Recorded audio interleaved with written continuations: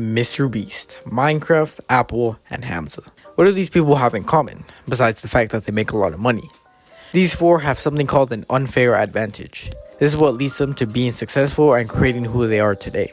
But what is their unfair advantage? Or what even is an unfair advantage? Many people, including you, have an unfair advantage, and by the end of this video, I'll explain to you how you can use your unfair advantage to accomplish what you want.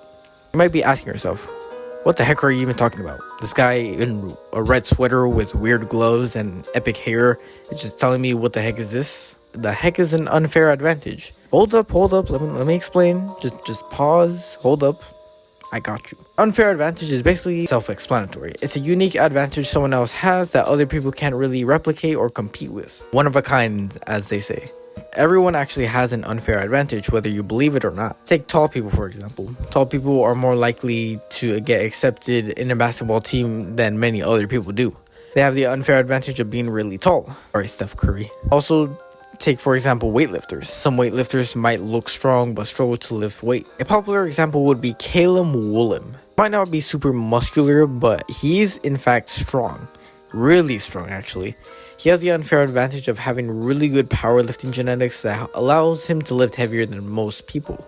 Now you, my friend, actually have an unfair advantage. Wait, what do you mean by that? Shh, I'm just getting to that. Don't worry. So there are 5 main unfair advantages: money, intelligence, location and luck, education, and status. Money just basically means that you or your family already have a lot of money to begin with. If you were born into a rich family, or your family has a good amount of money but others don't. Intelligence is actually not as common as you think. Well, obviously. Many people absorb info differently than others. Say your brain is this sponge right here. Some people's sponges might be the same size actually, but perhaps one soaks a lot more water faster than the other, and the other takes a bit of time to actually soak the water up. What I'm trying to say here is not all of us think the same. If you're highly intelligent than other people, this is an unfair advantage. Since you're highly intelligent, you soak up information differently and more quickly than others. Meanwhile, another person might take longer to absorb information and use that information in their own way. Location and luck. This basically means that depending on where you grew up in or where you're currently living right now and how lucky you are, this is an unfair advantage. If you live close to, let's say, a gym or a grocery store, it's advantageous because of the fact that you're literally right next to the place you need to go or want to go to get toilet paper or get swole whenever you want. Other people might not live in good conditions and their life might be a lot harder than yours. Some people probably have to drive 30 minutes just to go to a store or gym, meanwhile you just live next to it. This would be an unfair advantage. Now, education can depend on different schools, but let's say you went to a high-level school that teaches well, and most likely that's an unfair advantage. You know damn well you're coming out with big brain energy because you just completed a test without studying. A good education also leads to more opportunities, which can be good for some of you, that is. It would be an unfair advantage because if you got a high education, a good education, and a well-taught education, then most likely you'd be able to be successful in your own way. Finally, status. If you are well respected by many and a lot of people know you, then this is an unfair advantage. People you know, and if you know them well enough and become friends or companions with those people, perhaps they can help you in the future when you need it the most. Now, status can actually be improved a bit easier than the others, but it depends on who you are and your personality type, which is why it's considered an unfair advantage. Some people just get respected far easier and more than others. Now, if you watched until this point, what do Mr. Beast, Minecraft, Apple, and Hamza have in common? These 4 all have unfair advantages.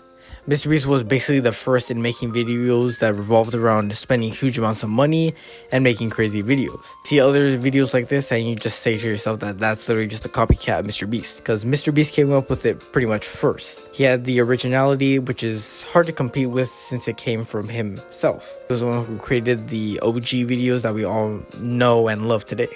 Minecraft has a uniqueness unlike any other game. Its sandbox mechanics and story are very different and original from other games, and if you were to find other so-called Minecraft games, they would just be rip-offs of Minecraft. Minecraft's gameplay makes it unique. Apple, well, it's the one and only Apple. If you see a phone with the Apple logo on it, you immediately go, yeah, that's Apple for you. But then you see an Android phone and you're like, the heck is this?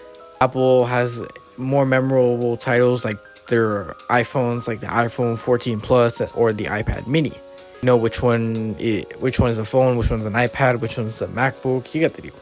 Meanwhile, with Android, you might not know which brand is which. Like, if you look at this phone, you might be like, oh, that's a Samsung Galaxy 22 Ultra, or this is a Samsung S2 Epic 4G Touch. I'm not kidding, that's the actual name of the phone.